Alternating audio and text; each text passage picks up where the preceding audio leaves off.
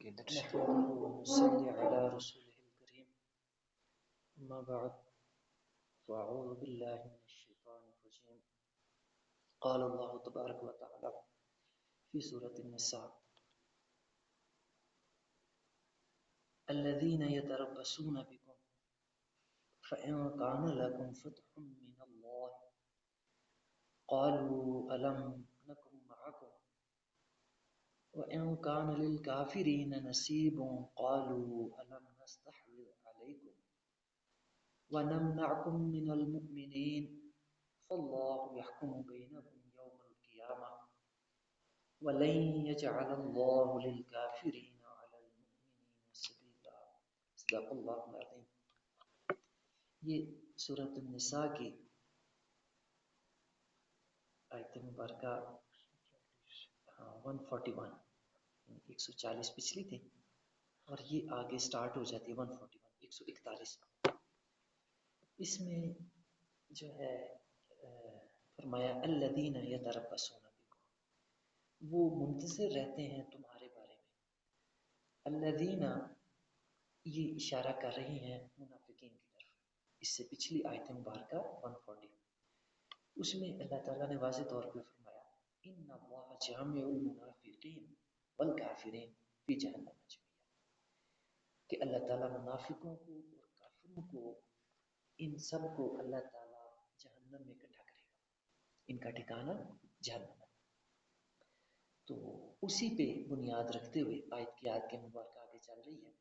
الذین یتربصون بکم، اللہ تعالیٰ نے انہیں منافقین کو الذین کہا کہ یہ منافقین یتربصون، یتربص ہوتا ہے انتظار کرنا، تربص انتظار کرنا، منتظر ہونا کسی کے بارے میں. بکم تمہارے بارے میں، کم جو ہے مخاطب کی ضمیر ہے، تمہارے بارے میں.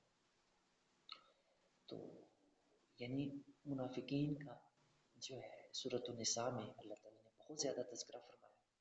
یعنی اتنا تذکرہ جو ہے ایمان والوں کا نہیں کیا گیا، اتنا تذکرہ کافروں کا نہیں کیا گیا جتنا اللہ تعالیٰ نے منافقوں کا تذکرہ کیا.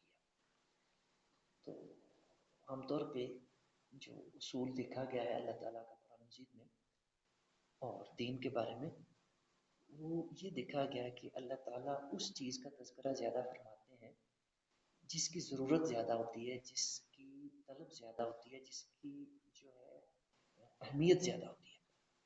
تو منافقین واقعی اس قابل ہیں کہ ان کو اللہ تعالیٰ ہمارے سامنے کھول کے بیان کرتا ہے. ان کا تذکرہ ہمیں اللہ تعالیٰ ان کے بارے میں تفصیل سے بتاتا کہ یہ جو نقصان مسلمانوں کو دیتے ہیں اتنا نقصان کافر نہیں دے سکتے، کیونکہ یہ جو ہے اندر کے بیدی ہوتے ہیں. اور یہ مشہور ہے کہاوت ہندی کے اندر کہ گھر کا بیدی لنکاٹا ہے، کہ جو بیدی ہوتے ہیں گھر کے وہ جو نقصان دے پاتے ہیں وہ دوسرے باہر کے نہیں دے سکتے. تو اسی وجہ سے اللہ تعالیٰ نے منافقین کا بڑا تذکرہ فرمایا. اتنا تذکرہ کہ اتنا کافروں کا اور ایمان والوں کا نہیں اللہ نے تذکرہ کیا جتنا ان کا. تو یہاں بھی انہی کا تذکرہ فرمایا الذین یتربصون بکم. میں اگر اس کا جو ہے مطلب جو ہے اپنے لحاظ سے مطلب بیان کروں تو اس کا مطلب بنتا ہے کہ تمہارے بارے میں مسلمانوں یہ جو منافق ہیں یہ نیوز سے اپڈیٹ رہتے ہیں. تمہارے بارے میں جتنی نیوز ہیں، جتنی تمہارے بارے میں اطلاعات ہیں، یہ بہت زیادہ اپڈیٹ رہتے ہیں تمہارے بارے میں تمام معاملات سے، حالات سے. اور اس کا ان کا مقصد کیا ہوتا ہے تمہارے بارے میں اتنا اپڈیٹ رہنے کا؟ فَإِن كَانَ لَكُمْ فَتْحٌ مِّنَ اللَّهِ، کہ اگر تمہیں اللہ کی طرف سے فتح مل جاتی ہے لڑائی کے اندر. کیونکہ جب مسلمان لڑائی کے اندر جاتے ہیں تو دو ہی صورتیں ہوتے ہیں، یا فتح ملتی ہے یا شکست ہوتی ہے.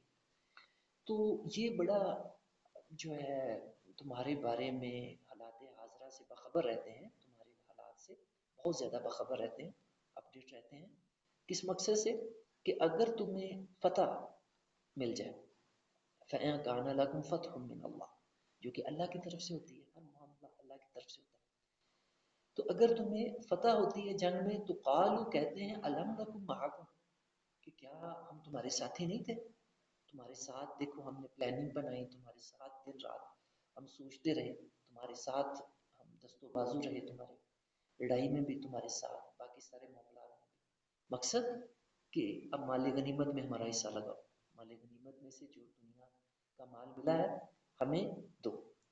کہ منافقوں کا جس طرح میں نے بتایا تھا کہ مذہب دنیا میں سب سے بڑا ہے، منافقین کی تعداد دنیا میں سب سے زیادہ، اتنے نہ کافر پائے جاتے ہیں دنیا میں، نہ مسلمان پائے جاتے ہیں، نہ عیسائی، نہ ہندو، نہ سکھ، نہ کوئی اور مذہب والے۔ سب سے زیادہ دنیا میں پائے جاتے ہیں وہ منافق پائے جاتے ہیں۔ منافقوں کا مذہب، منافقوں کا دین، منافقوں کا فرقہ دنیا میں سب سے بڑا۔ یہ خواہ عیسائی ہوں، خواہ اوپر سے یہ مسلمان ہوں، خواہ اوپر سے یہ جو ہے ہندو ہوں، یا اوپر سے ان کا کسی اور مذہب سے تعلق ہو، تو ان کا اپنا جو دین ہے دنیا داری ہوتا ہے۔ ان کو جہاں دنیا کا فائدہ ملے، جہاں دنیا کی کوئی چیز ملے، بس ان کا ادھر کا رخ ہوتا ہے۔ تو یہ مسلمانوں کے ساتھ بھی جو تعلق رکھتے ہیں، جو ظاہری طور پہ مسلمانوں کے اندر شامل رہتے ہیں، اسلام قبول بھی کر لیتے ہیں، نماز روزہ حج زکوٰۃ کے کام بھی کرتے ہیں، ظاہری طور پہ سارے مسلمانوں والے کام کرتے ہیں، مقصد کیا ہوتا ہے؟ یہ نہیں کہ ہمیں اللہ ہدایت دے دے، ہمیں جنت مل جائے، اللہ کا قرب حاصل ہو جائے، اللہ کی رضا حاصل ہو جائے، یہ مقاصد نہیں ہوتے۔ ان کے مقاصد ہوتے ہیں کہ کس طرح دنیا کے فائدے ہم مسلمانوں سے حاصل کر لیں، دنیا کی چیزیں ہمیں مسلمانوں سے مل جائیں۔ اب اس کی بھی یہاں مثال کہ اس زمانے میں جنگیں ہوتی تھیں، مسلمان جنگیں لڑا کرتے تھے، تو جنگ کے اندر مال غنیمت حاصل ہوتا تھا۔ تو اب مسلمانوں کے ساتھ رہنے کا ان کا مقصد یہی ہوتا تھا کہ مسلمانوں کو کہیں سے فتح ملے تو مال غنیمت میں حصہ ہمارا بھی لگ جائے، یعنی مقصد ان کا دنیا کی چیزیں حاصل کرنا، دنیا اکٹھی کرنا۔ تو مسلمان بھی ظاہری طور پہ اسی مقصد کے لیے ہوئے ہوتے تھے کہ ہمیں جب کوئی فتح ہوگی تو ہمیں بھی دنیا کی چیزیں مال غنیمت میں سے حصہ ملے گا۔ اچھا، پھر منافق جو ہے نا یہ کافروں سے بھی بنا کے رکھتے تھے، یعنی دو طرفی یہ چل جاتے تھے، ایسی ان کی پالیسی ہوتی تھی، ایسی حکمت عملی ہوتی تھی کہ مسلمانوں کے اندر مسلمان ہوتے تھے، نمازیں پڑھتے تھے، روزے رکھتے تھے، ذکر کرتے تھے، باقی مسلمانوں والے کام کرتے تھے، اور شام کو جو ہے فارغ ہو کے تو کافروں کے پاس جا کے بیٹھ جاتے تھے، یہودیوں کے پاس بیٹھ جاتے تھے، اور ان کو جا کے یقین دلاتے تھے کہ ہم تو ویسے ہی مسلمانوں کے پاس جاتے ہیں معلوم کرنے کی ان کی کیا پوزیشن ہے، کیا ان کے حالات ہیں، کیا ان کی پلاننگ ہے، اصل تو ہم تمہارے ساتھ ہیں، ہم جو ہے تمہارے خیر خواہ ہیں، تمہارے جو ہے ساتھ ہیں۔ وَإِن كَانَ لِلْكَافِرِينَ نَصِيبٌ، اور جنگ کے اندر اگر دوسری صورتحال ہو جاتی، مسلمانوں کو شکست ہو جاتی اور کافروں کو فتح مل جاتی، تو پھر ان کا طرز عمل کیا ہوتا؟ پھر ان کے پاس پہنچ جاتے، کافروں کے پاس، قالوا الم نستحوذ علیکم، کہ کیا ہم نے تمہیں نہیں بچایا تھا جنگ کے اندر؟ یاد کرو ذرا، تم ہمارے نرغے میں آ گئے تھے تو ہم نے تمہیں کوئی نقصان نہیں پہنچنے دیا، تمہیں سیف اینڈ ساؤنڈ نکال دیا وہاں سے۔ جنگ کے اندر ہوتا ہے نا کہ کافر ان کے کوئی مطلب نیچے آ جاتا تو ان کو بڑے آرام سے بچا دیتے کہ کل کو اگر انہیں فتح ہو گئی تو ہم ان سے بھی تقاضا کرنے والے بنیں گے، دنیا ان سے بھی اکٹھی کرنے والی بنے گی۔ انہیں کہتے ہیں قالو لم نستحوذ علیکم، کیا جنگ کے اندر تم ہمارے نرغے میں نہیں آ گئے تھے، ہماری جو ہے پہنچ میں نہیں آ گئے تھے، ہماری تلواروں کے نیچے نہیں آ گئے تھے۔ وَنَمْنَعْكُمْ مِنَ الْمُؤْمِنِينَ، اور پھر دیکھو ہم نے تمہیں مومنوں سے بھی کیسے بچایا، مسلمانوں سے بھی کیسے بچایا، یعنی اب ان کے ساتھ ان کے طرفدار اور ان کو اپنے احسان جتلا رہے ہیں کہ ہم نے تمہیں جنگ میں کیسے سپورٹ کی، کیسے ہم نے جنگ کے اندر تمہیں نقصان نہیں پہنچنے دیا، مسلمانوں سے بھی تمہیں ہم نے بچا کے رکھا، مسلمانوں سے بھی تمہیں نقصان نہیں پہنچنے دیا، مقصد کہ جو تمہیں فتح ہو گئی ہے اس میں سے ہمیں بھی دو حصہ۔ ان کا مقصد کافروں سے بھی دنیا اکٹھی کرنی اور مسلمانوں سے بھی دنیا اکٹھی کرنی، یعنی دو دھاری تلوار تھی، ادھر سے بھی فائدے اکٹھے کرتے تھے دنیا کے اور کافروں سے بھی دنیا کے فائدے اکٹھے کرتے تھے۔ یہ جو ہے نا یہ بات بھی یاد رکھنے والی ہے کہ منافق جہاں مسلمانوں کے ساتھ مخلص نہیں نہ ہوتے، اسی طرح یہ بات بھی یاد رکھنے والی ہے کہ یہ مخلص کافروں کے ساتھ بھی نہیں ہوتے، یعنی جو کافروں کے ساتھ بھی یہ جا کے ملے ہوتے ہیں نا، ان کا مقصد یہ نہیں ہوتا کہ ہم کوئی کافروں کو فائدہ پہنچائیں، کوئی ہم مطلب جو ہے کافروں کے مطلب مذہب کے لیے، ان کے جو ہے نظریات کے لیے کوئی ہم تن من دھن اپنا لگا دیں، ایسا نہیں۔ ان کے ساتھ بھی جو یہ ملے ہوتے ہیں مقصد صرف دنیا اکٹھی کرنی ہوتی یہ کافروں کے ساتھ بھی مخلص نہیں ہوتے. جو پکا کافر ہوتا ہے نا وہ اپنے مذہب کے ساتھ اپنے کفر کے ساتھ مخلص ہوتا ہے. وہ اپنے کفر کے لیے جان بھی قربان کر دیتا ہے، مال بھی کر دیتا ہے، اور کوئی قربانی دینے پڑے تو جو پکا کافر ہوتا ہے نا وہ اپنے کفر کے لیے قربانی دیتا ہے. لیکن منافق یہ جو ہے کافروں کے ساتھ بھی مخلص نہیں ہوتے. یہ ان کو بھی جو ہے چونا لگانے کی فکر میں ہوتے ہیں کہ ان کا مذہب ان کا دین صرف دنیا داری ہوتا ہے. تو اللہ تعالیٰ نے فرمایا فاللہ یحکم بینکم یوم القیامہ کہ یہ دنیا میں تو بڑے چاتر بنے ہوئے ہیں، ہر طرف جو ہے یہ جو ہے مطلب سچے بنے ہوئے ہیں. مسلمانوں کے پاس آ کے ادھر بھی سچے، کافروں کے پاس جا کے ادھر بھی سچے. لیکن جب اللہ کے پاس پہنچیں گے، قیامت کا دن برپا ہوگا، روز جزا و سزا آئے گا، تو اس دن یہ جو ہے اپنی زبانوں کے تیر جو ہے نہیں چلا سکیں گے کامیابی سے. فاللہ یحکم بینکم یوم القیامہ کہ اس دن فرمایا مالک یوم الدین جو جزا کا دن ہوگا، قیامت کا دن ہوگا، اس کا تنہا مالک اللہ کی ذات ہوگی. کسی دوسرے کو پر مارنے کی مجال نہیں ہوگی. اس دن منافقوں کے منہوں کے اوپر مورے لگ جائیں گے. یہ کوئی بھی خلاف حقیقت بات اس دن نہیں بول سکیں گے. یہ ساری ان کی چالیں، ساری ان کے کرتب، سارے ان کے فریب داؤ یہ صرف دنیا میں چلتے ہیں. اور وہ بھی اس لیے چلتے ہیں کہ اللہ کے قانون امحال کی زد میں یہ آئے ہوتے ہیں. میں انشاءاللہ تعالیٰ اس کی وضاحت پہلے بھی کرتا رہا، ابھی پھر میں اس کی وضاحت کروں گا کہ اللہ تعالیٰ کا جو قانون امحال ہے وہ کیا ہے اور یہ کس طرح اس کی زد میں آئے ہوتے ہیں. تو فرمایا کہ جب قیامت کا دن برپا ہوگا فاللہ یحکم بینکم یوم القیامہ، اس دن اللہ تعالیٰ انسانوں کے درمیان صحیح صحیح فیصلہ فرمائے گا، حق کے ساتھ اللہ تعالیٰ فیصلہ فرمائے گا.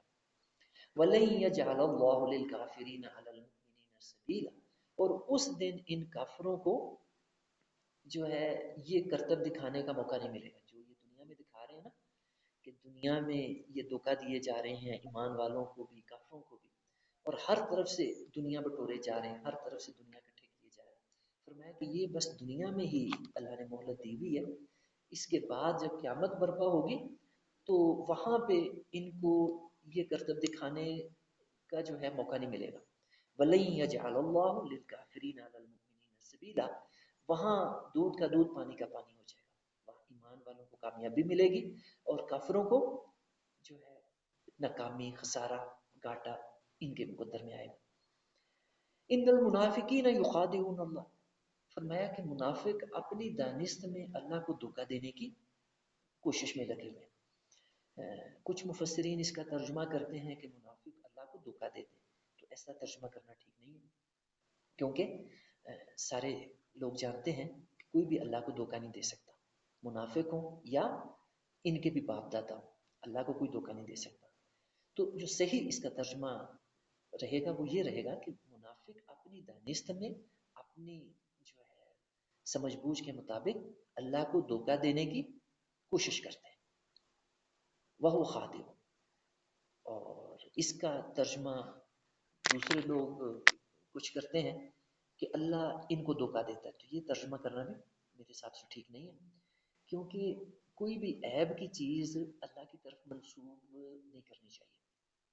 کہ ویسے تو ہر چیز کا فاعل اللہ ہی ہے، ہر چیز کا ہر کام کا کرنے والا اللہ ہی ہوتا ہے، لیکن جہاں بھی عیب کی بات آ جائے، نقص کی بات آ جائے تو اس کی نسبت اللہ کی طرف نہیں کرنی.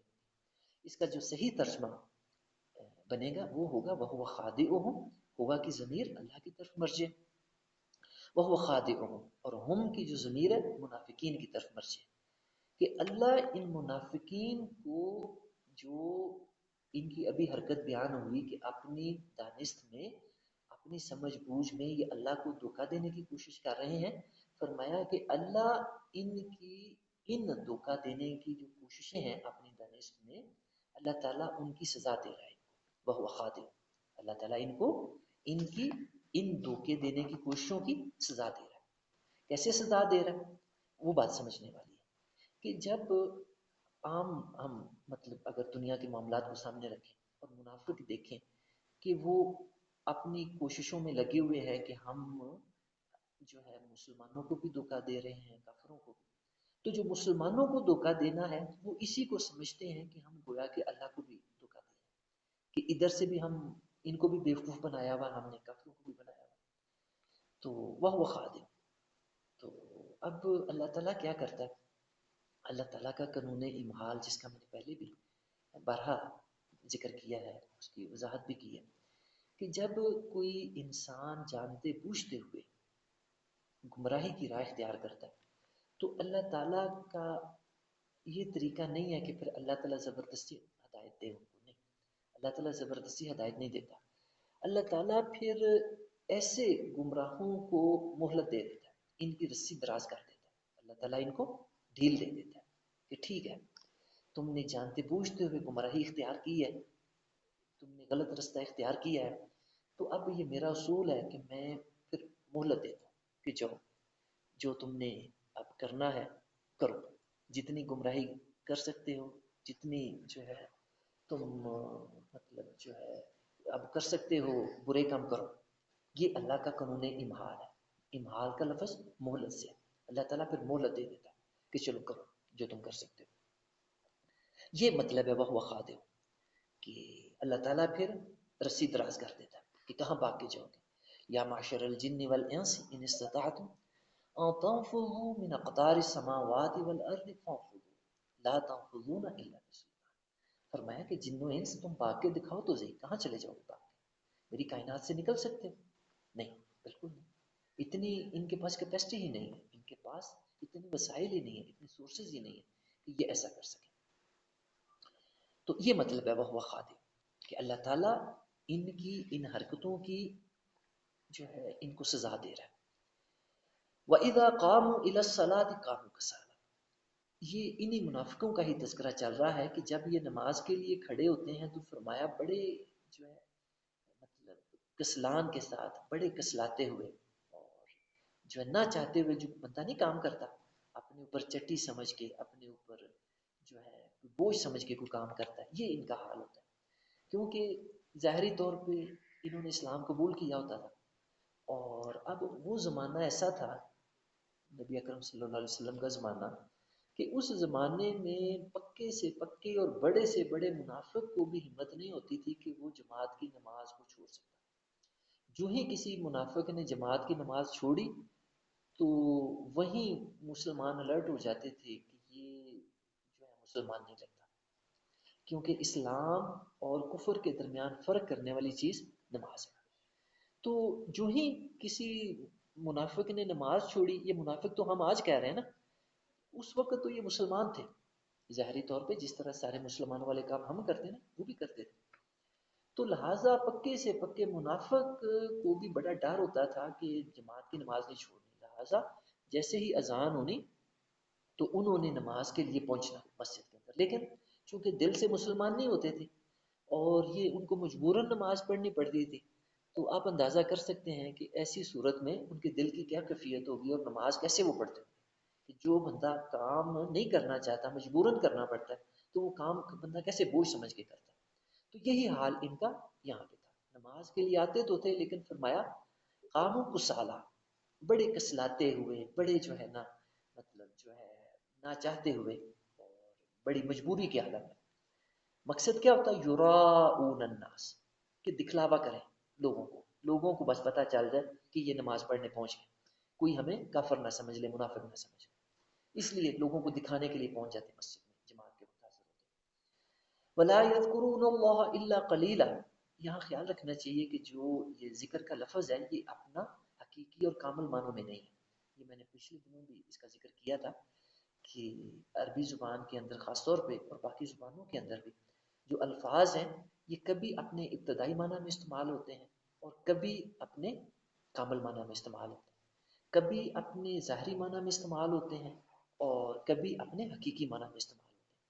تو موقع محل اور قرینہ بتا دیتا ہے کہ یہاں یہ لفظ کس معنی میں استعمال ہو رہا ہے. تو یہاں بتایا وَلَا يَذْكُرُونَ اللَّهَ إِلَّا قَلِيلًا، کہ یہ جو ہے یہ ظاہری طور پہ دکھلاوے کے لیے جو ان کو ذکر کرنا پڑتا ہے تو یہ دل سے نہیں کرتے، یہ بس دکھلاوے کے لیے کرتے ہیں اور بس جتنا ضروری ہوتا ہے اتنا کر کے بھاگنے کی کرتے ہیں. جس طرح ہمارے بھی کچھ مسلمان بیچارے بھول چول کے مسجد میں آ ہی جائیں، ان کی کوشش ہوتی ہے کہ جلدی جلدی 1-2 منٹوں کے اندر ٹھونگے ماریں اور اٹھک بیٹھک کرے اور بھاگے، جو کام چھوڑ کے آئے ہوئے جا کے ان میں لگے، اصل دل وہاں اٹکا ہوتا ہے. اور اللہ کے پاس بس ایسے ہی جو ہے نا مطلب جو ہے وہ خانہ پوری کے لیے آتے ہیں کہ یہ خانہ پوری ہو جائے گا، نہیں ایسا نہیں. تو یہ ان کی اللہ نے کیفیت بتائی.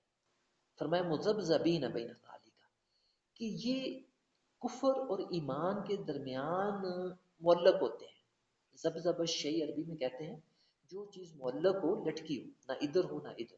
تو ان کی اللہ تعالیٰ نے بڑی صحیح تصویر کشی فرمائی.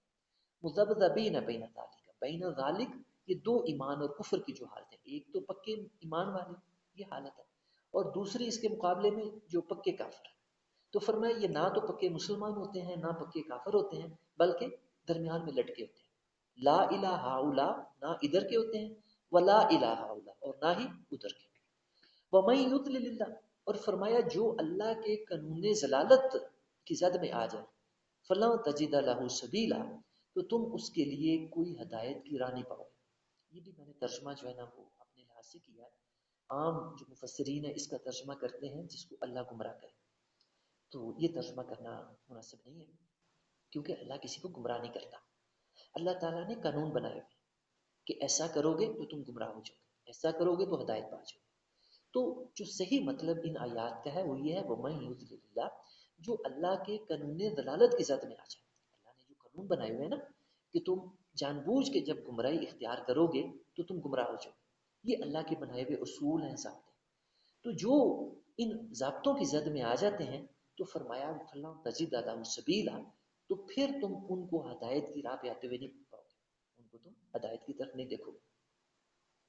یا ایھا الذین آمنوا، اے ایمان والو، لا تتخذوا الکافرین اولیاء، نہ بناؤ کافروں کو دوست، من دون المؤمنین، ایمان والوں کو چھوڑ کر. یہ بہت بڑی ہدایت ہے. پیچھے بھی جو ہے نا مختلف مقامات پہ مختلف الفاظ کے ساتھ اللہ تعالیٰ نے یہی مضمون بیان فرمایا، اور ہمارے مسلمان اس کو نہیں سمجھ رہے. آج بھی آپ دیکھیں انٹرنیشنل لیول پہ مسلمان ملکوں کی ہمدردیاں کافروں کے ساتھ زیادہ ہیں، ان کے ریلیشن کافروں کے ساتھ زیادہ ہے، اور مسلمانوں کے ساتھ نہ ہونے کے برابر ہے. مسلمانوں کو وہ اس قابل ہی نہیں سمجھتے کہ ان سے تعلقات بنائے جائیں، اور یہی حال باقی زندگی میں.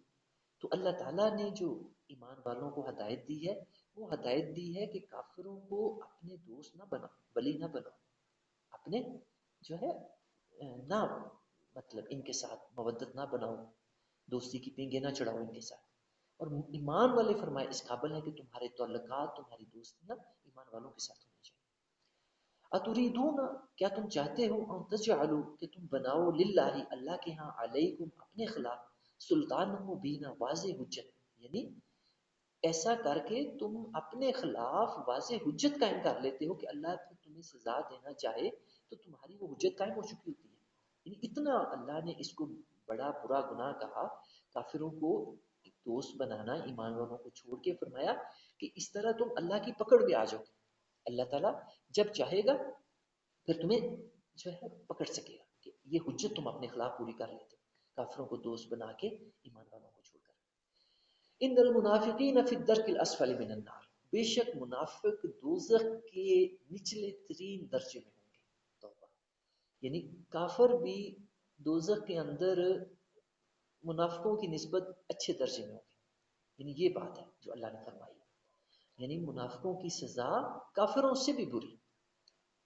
کافر چلو کفر میں ہوتے ہیں لیکن چلو اپنے مذہب کے ساتھ تو پکے ہوتے ہیں نا، اپنے کفر کے ساتھ تو وہ مخلص ہوتے ہیں، اور اپنے کفر کی خاطر وہ تن من دن بھی قربان کر دیتے ہیں. لیکن منافق، یہ منافق کافروں کے ساتھ بھی مخلص نہیں ہوتے، یہ مخلص ہوتے ہیں صرف اپنی دنیاوی فائدوں کے لیے، اور دنیا کے لیے بس یہ جو ہے جو بھی کرتے ہیں. نہ یہ کافروں کے ساتھ مخلص ہوتے ہیں نہ مسلمانوں کے ساتھ. لہٰذا اللہ نے ان کی سزا بھی کافروں سے بھی سخت بیان فرمائی کہ جو مطلب منافق ہیں کافروں سے بھی یہ برے درجے میں ہوں گے، کافروں سے بھی نچلے درجے میں ہوں گے دوزخ کے اندر. یعنی ان کی سزا کافروں سے بھی سخت ہوگی، کافروں سے بھی بری ہوگی. ایک سرائکی جو ہے نا وہ مجھے تھے، کوئی بندے تھے، مجھے ان کا ایک سٹیٹس یاد آ جاتا ہے. انہوں نے لگایا ہوا تھا کہ مطلب کافروں سے میں خود بچ ویسا، کافروں سے میں خود بچ گئی سب، پر منافقوں سے خدا بچائے. یہ کسی نے نا اسٹیٹس لگایا ہوا تھا اسرائیل کی بندے نے. تو یعنی بات اس کی یہ ہے، وہ کافروں کو اتنا برا نہیں سمجھ رہا، وہ کہہ رہا ہے کہ یہ نپٹا جا سکتا ہے ان سے، لیکن منافقوں سے کہتا ہے کہ وہ نہیں، ہم نہیں نپٹ سکتے، ان سے اللہ بچائے. تو اللہ تعالیٰ نے ان کی جو سزا ہے اور ان کا جو سٹیٹس ہے کافروں سے بھی برا بتایا. وَلَن تَجِدَ لَهُمْ نَصِيرًا، اور فرمایا کہ تم ان کے لیے کوئی پھر مددگار نہیں پاؤ گے، کوئی ان کی مدد کرنے والا نہیں آئے گا، نہ منافقوں میں سے، نہ کافروں میں سے، نہ شیطان، نہ ان کے جو پیشوا بنے ہوئے تھے دنیا میں، ان کے سربراہ، ان کے امام، ان کے رہبر، کوئی مدد کو نہیں پہنچے گا. إِلَّا الَّذِينَ تَابُوا، ہاں جو دنیا کے اندر توبہ کر لے. یہ جو پچھلے دنوں جب آیتیں مبارکہ آئی تھیں، یہ جو ہے پچھلی نشستوں میں، یہ آیت نمبر 137 اسی سورۃ النساء کی. ان الذین آمنوا، جو لوگ ایمان لائے، ثم کفروا، پھر کفر کیا، ثم آمنوا، پھر ایمان لائے، ثم کفروا، پھر کفر کیا، ثم ازدادوا کفرا، پھر کفر میں بڑھتے چلے گئے. لم یکن اللہ لیغفر لهم، تو اللہ تعالیٰ ان کی تو مغفرت نہیں فرمائے گا. ولا لیہدیہم سبیلا، اور نہ ہی اللہ تعالیٰ ان کو ہدایت کی راہ پہ لائے گا. تو جب یہ آیت میں نے بیان کی تھی تو بچوں نے سوال کیا تھا کہ جو ہے اگر وہ توبہ کر لیں، تو میں نے کہا تھا کہ توبہ کی جو آیات ہیں وہ بعد میں آئیں گی. یہاں ان کافروں منافقوں کا ذکر ہے کہ جو منافقت کے اندر ہی مر جاتے ہیں، ان کو موت آ جاتی ہے منافقت کی حالت میں. تو یہ اب وہ آیت آ گئی ہے جہاں ان کی توبہ کا ذکر ہے. انہی کا فرمایا کہ الا الذین تابوا، کہ جو منافق دنیا کے اندر توبہ کر لیں. کیسے توبہ کریں؟ وہ اصلاح، کہ ایسے نہیں کہ ابھی توبہ کی تو پھر کل کو جب ان کو کوئی دنیا کے فائدے نظر آئے تو پھر ایمان کو چھوڑ دیا، پھر دین کو چھوڑ دیا، پھر مسلمانوں کو ڈنگ لگانے کی طرف پہنچ گئے، مسلمانوں کو نقصان دینے کی طرف پھر پہنچ گئے. نہیں، وہ اصلاح، توبہ کا مطلب ہے کہ پھر اصلاح کریں، اپنے اعمال کو درست کر لیں.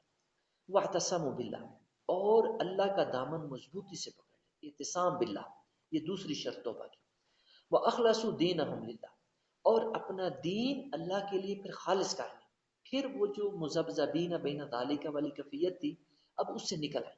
ایسا نہ ہو کہ ان کو پھر کوئی کفر کے اندر فائدے نظر آئے تو دوبارہ کفر کی جولی میں جا کے گر جائیں، ایسا نہیں. پھر دین کو خالص کرنا پڑے گا ان کو اللہ کے لیے. فَأُولَٰئِکَ مَعَ الْمُؤْمِنِينَ، جب یہ تین کام کر لیں گے توبہ کے، پھر فرمایا کہ یہ ایمان والوں میں شامل ہو جائیں گے. وَسَوْفَ يُؤْتِ اللَّهُ الْمُؤْمِنِينَ أَجْرًا عَظِيمًا، اور اللہ تعالیٰ ان قریب ایمان والوں کو اجر عظیم عطا فرمائے گا. یہ اللہ کا ایمان والوں سے بات ہے. ما یفعل اللہ بعذابکم، اللہ کیا کرے گا تمہیں عذاب دے کے. کتنی پیاری آیت مبارک. اللہ کا مقصد، اللہ کا آبجیکٹو اپنے بندوں کو عذاب دینا نہیں ہے. ما یفعل اللہ بعذابکم، اللہ کو کیا پڑی کہ تمہیں عذاب دے، اللہ کو کیا ضرورت کہ تمہیں عذاب دے. اللہ کا مقصد تمہیں عذاب دینا نہیں ہے. یہ اسی جملے کے میں مختلف ترجمے کیے جا رہے ہیں. یعنی اللہ کا مقصد، اللہ کا ٹارگٹ بندوں کو عذاب دینا نہیں ہے. ما یفعل اللہ بعذابکم، اللہ تمہیں عذاب دینا نہیں چاہتا. ان شکرتم، اگر تم شکر کی راہ اختیار کرو، وآمنتم، اور ایمان کی راہ اختیار کرو، وکان اللہ شاکرا علیما، کہ اللہ تو شاکر اور علیم ہے. یعنی دیکھیں یہ شکر کا جو لفظ ہے ایمان والوں کے لیے بھی استعمال ہوا اور یہی لفظ اللہ کے لیے بھی استعمال ہوا. تو یہ زبان کا اسلوب سمجھنے والا ہے، یہ ہر زبان کے اندر اسلوب پایا جاتا ہے. اور عربی جیسی جو فصیح و بلیغ زبان ہے اس کے اندر تو یہ اسلوب جو ہے بہت زیادہ استعمال ہوتا ہے اور سمجھنے والا ہے. وہ یہ ہے کہ جب الفاظ کی افعال کی نسبت بدل جائے تو اس کے معنی بدل جاتے ہیں. یہ بہت بڑی بات سمجھنے والا ہے. الفاظ کی نسبت بدلنے سے الفاظ کے معنی بدل جاتے ہیں. یہ بہت بڑی بات ہے جو سمجھنے والا ہے.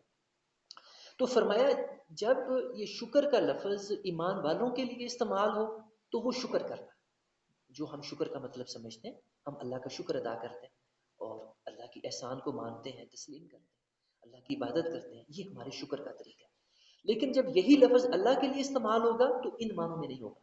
یہ استعمال ہوا اسی آیت میں اللہ کے لیے، وکان اللہ شاکر علیہ، کہ اللہ شاکر بھی ہے اور علیم بھی. اللہ شاکر کیسے ہے؟ اللہ شاکر ان معنوں میں نہیں ہے جن معنوں میں ہم شاکر ہیں.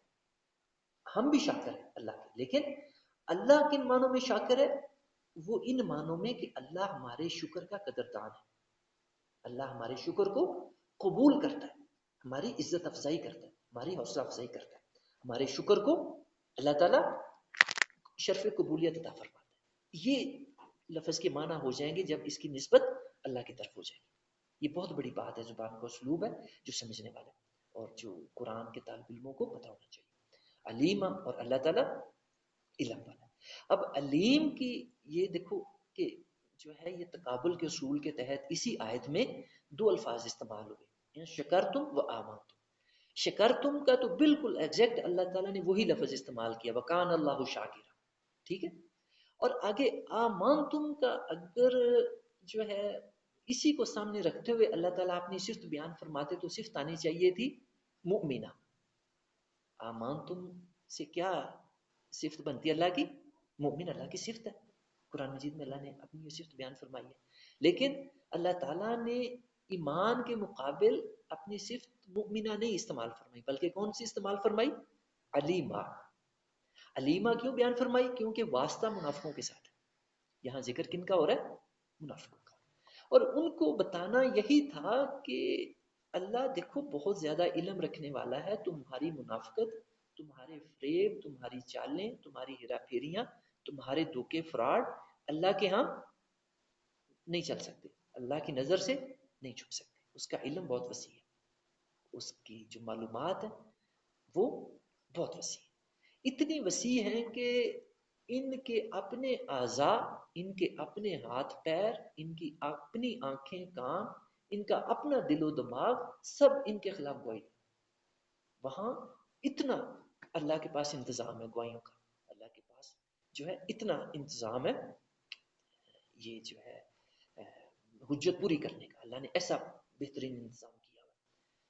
تو جو ہے آج ہم اپنے نشست کو یہیں تک رکھتے ہیں. کل انشاءاللہ تعالیٰ نیا پارہ بھی شروع ہو رہا ہے، یہ چھٹا پارہ شروع ہو رہا ہے، تو انشاءاللہ تعالیٰ ہم اس کو اگلی نشست میں شروع کریں گے.